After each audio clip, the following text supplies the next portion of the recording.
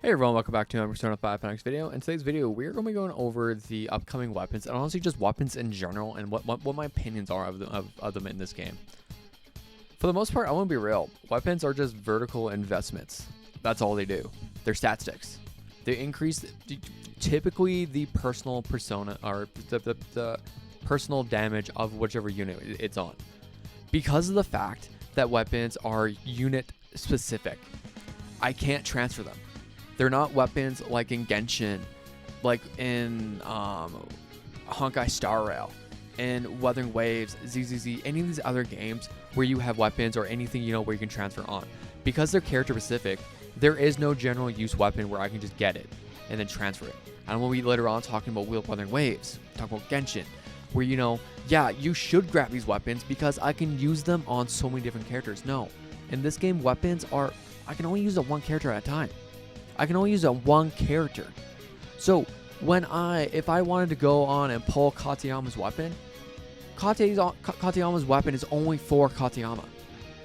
It's the only one I can use it on. So I can't transfer between characters, and that's why I don't really advise pulling weapons that much. Unless, if you love Futaba, get her weapon. If you love Summer Closer, Summer Moko, Messa, or Haru, grab their weapons. Sure, go for it. If you love them, do whatever you can. Do whatever you want with them. So I know with our newest unit that we released on Global being Chord, I know a lot of people were asking about, is Chord's 5-star weapon worth it? Is it good? Should I get it? Blah, blah, blah. I think most people would agree that, yeah, it is generally worth it to grab just because of the starting highlight energy. Right, where is it? Right here. So at R0, at the start of battle, fill highlight gauge by 40%. A lot of people would generally agree that, yeah, this is generally a pretty good ability because it has impact over the amount of highlight you get. So you can now start doing your highlights rotation even quicker with Chord, because we're going to have a faster starting highlight due to her 5-star weapon, with the card set being Prosperity also giving more highlight starting energy. So that means you can pop it out even sooner. And then also on top of the fact of her Thief Tactics, where is it? And for 4 actions, restore 10% highlight energy after each ally's action up to 40%. So you can basically just keep spamming out highlights even more and more and more. So her 5-star weapon is essentially the same thing as her popping off one of her ults, because you start off with that 40% energy. But do you absolutely need it? No. But when I talked to my good friend Earphone, he's like, yeah, it is a good idea to grab, because it does have gameplay impacts. What I mean by gameplay impacts is that, does it change how we can play the game somewhat? So with her weapon, we can now spam out highlights that much sooner. So generally speaking, it is a good pickup. Do you absolutely need it? No. But it is good. It is fine. There is absolutely nothing wrong with it. And out of every single weapon that is releasing pre 3.0, so every weapon before Figure Skate Mont or 5-star Monts, and so pre that, and then starting from Joker, I would say that her weapon is the only one that I would, if I was a free-to-play player and I didn't love any of the current characters, so I didn't love Yusuke, I didn't love Yui, I didn't love Makoto, I didn't love any of these characters, Chord's weapon is the only one I would probably get. Because I'm going to be real. Sometimes the 4-star weapons even look better. And I'll give you a point in case of our next character that we should be getting, Summer Closer. Summer Closer's 4-star weapon, in my opinion, looks better. It also, the fact of the matter is, the vast majority of 5-star weapons in this game are only stat sticks. It just brings out the personal damage of your main carry. And we'll see that in when I show you Summer Closer. So this is Summer Closer's 4-star weapon. I love the look. The whole pufferfish vibe, I love it. I'm in love with it. But what it does is it increases attack by 12%, and receiving healing while Midsummer is active, increase damage by 7.6% more for 2 turns, and it stacks up to 2 times. So her whole thing is getting into this Midsummer form, and then it increases her damage, which we'll see by her 5-star. But like I said, I love her look of her 4-star with the little pufferfish with the bubbles. Love the I love the appeal of it. As compared to when I look at her 4-star, which is, her 5-star, which is right down here, where it increases bless damage by 24.2%. When Midsummer is active, increases crit damage by 26%. So, general 24.2% bless damage increase, love it, it's good. Once Midsummer is active, increases crit damage by 26%. When gaining Midsummer, gain 2 Sunlight stacks. When using a Persona skill or highlight, spend 1 Sunlight stack to increase that skill's damage by 34%. So basically what this is saying is that if I actually pull up her character real quick, how Summer Closer works for the most part is when I look at her Wave Crasher, her Wave Chaser, you can see it's on a 5-turn cooldown. So you pop it and you have to go through 5 actions. Not really because of her A0, I won't get into that. But this is how we get into Midsummer. So basically what her 5-star weapon said is that for your highlights and then for your skill 1, you will get a 36% damage increase, right? Something like that, 34, 30, 36. But that's all it's saying is just that. So it's a personal stat stick that you get like every 3 turns, outside of the 24% bless damage, right? 24% bless damage and 34% skill damage. Again, it is good. Is it a must-have? Of course not. Her 4-star weapon will do fine, but like I said, if you love Summer Closer, sure, go for it. You're going to increase the power. And what I forgot to mention earlier on, or I might throw this in post editing, is that this game, the weapons are character specific, right? So that means the whole idea, so that means everything we do with this is only for what's called vertical investment. If any of you guys have ever played a game, Wuthering Waves, I love that game. I'm getting back into it. Actually, I do need to do my dailies again. But there is a weapon called the String Master. String Master is basically the standard resonator weapon, rectifier, because it gives crit rates and then also increases the damage bonus of all resonant attributes by 12%, and when resonant skills hit a target, increases attack by 12%. It's basically just a good general stat stick that also helps amplifies your team. That's all it is. But it's a good general weapon, and I can use it across so many other characters in the game. Right here we can see 1, 2, 3, 4, 5, 6. So we have 6 5-star rectifier units in this game, right? Not including all the other 4 stars. But I can slap this. I can slap String Master onto basically any of them, and it will do extremely well. This is a good universal pickup. And P5X, the whole idea of tier lists and meta for weapons is just not there.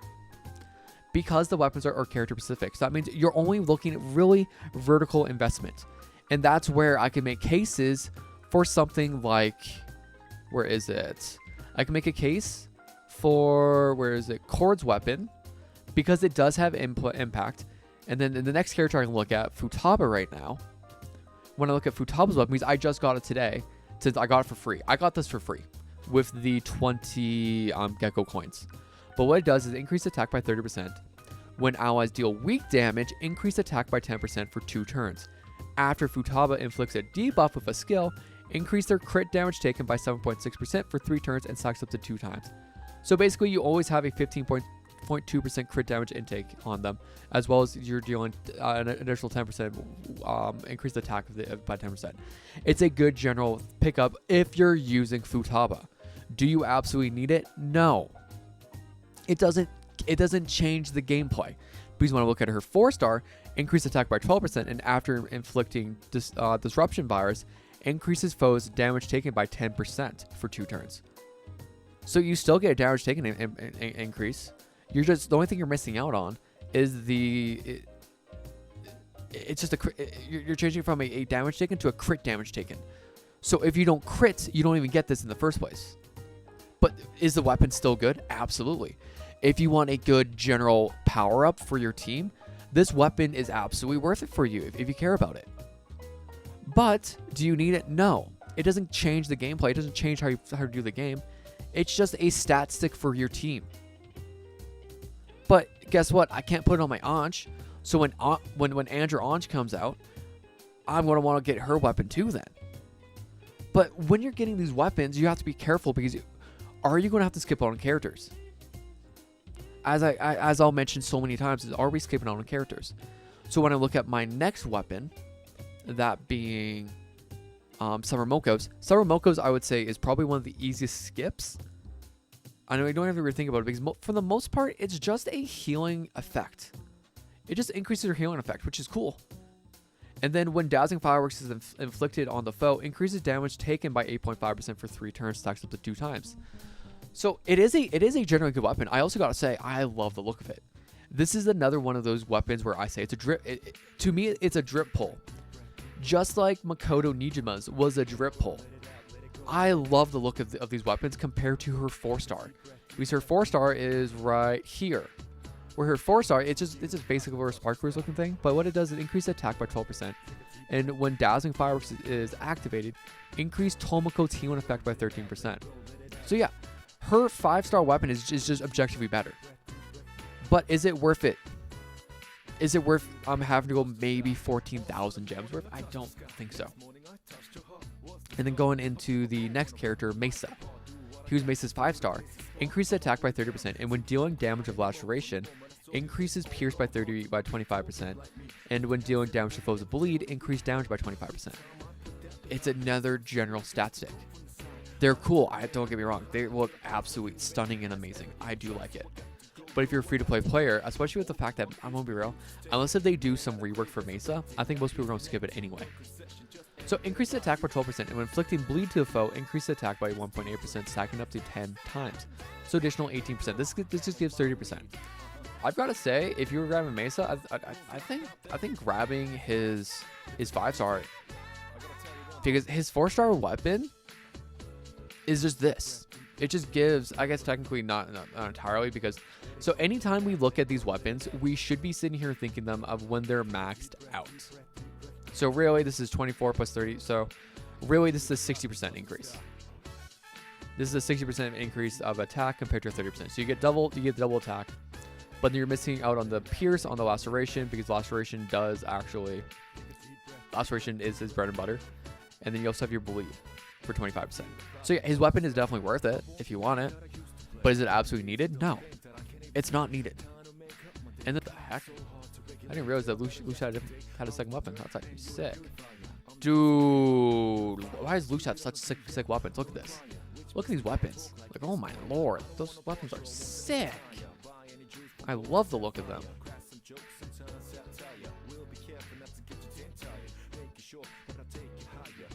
Am I rocking?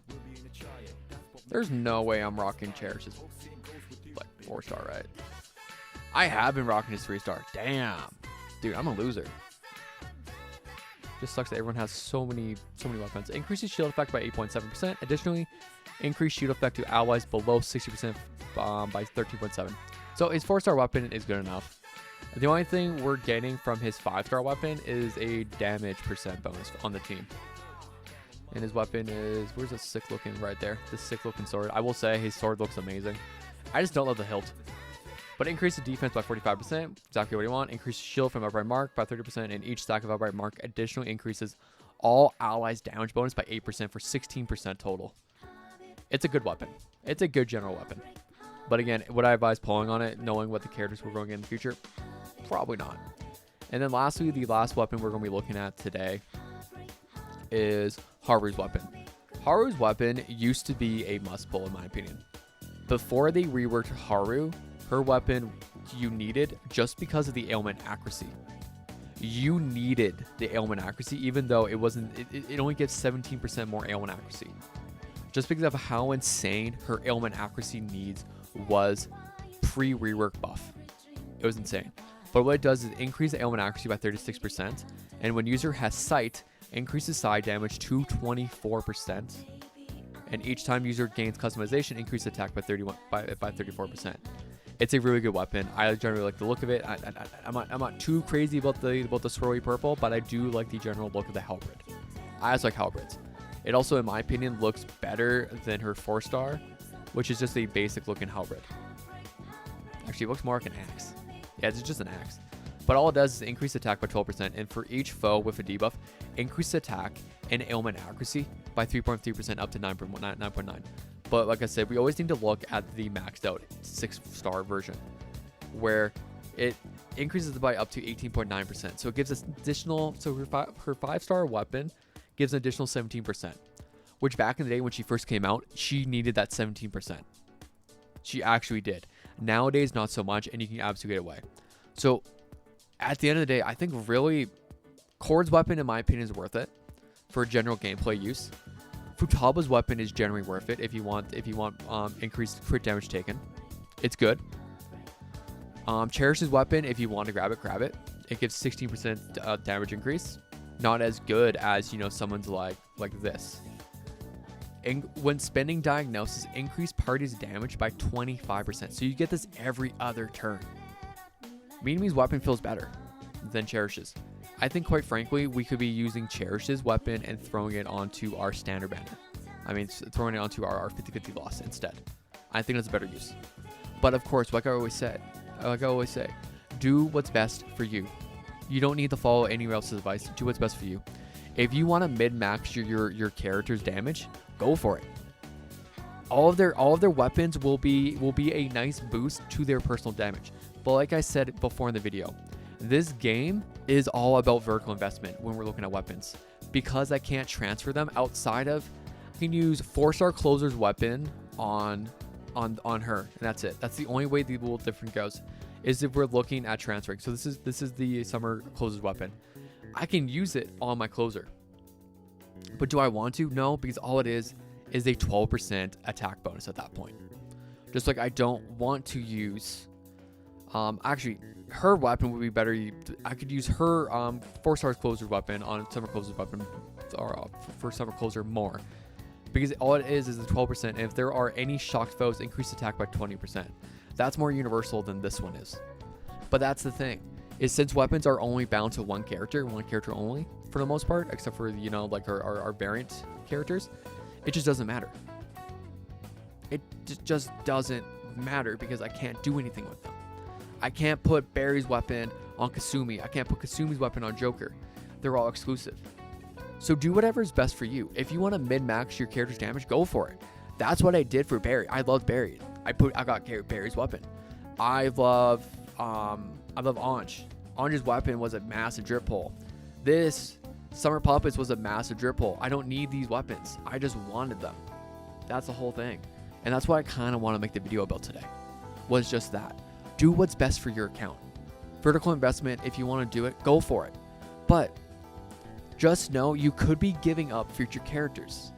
So if you go for Summer Closer's weapon, you could be giving up not being able to get Summer Tomoko. If you go for Summer Tomoko's weapon, you could be giving up Messa, or you could be giving up Futaba. If you go Futaba's weapon, you may not be able to get Haru. And on the bright side, at least with these month-long banners, so for example, any of us Messa wanters, you could go and grab your Futaba plus weapon, Futaba, and then go and grab Messa and be like, oh, you know what? I got some extra pulls. Let's go for Futaba's weapon. But if you want to do that, go for it. But I am a much bigger fan of having a widespread units to use, which hopefully you guys can see, because look at how many characters I have as compared to ones I don't have. Most ones I'm missing are more of the earlier units, but all the newer units I have with a lot of weapons. But I got lucky with the weapons. I wouldn't be going for as many weapons as I did if I wasn't lucky with my pulls. But that's where I want to leave the video here for you guys right now. Hope you guys have a good day, good night, and I'll talk to you guys soon. Bye bye for now.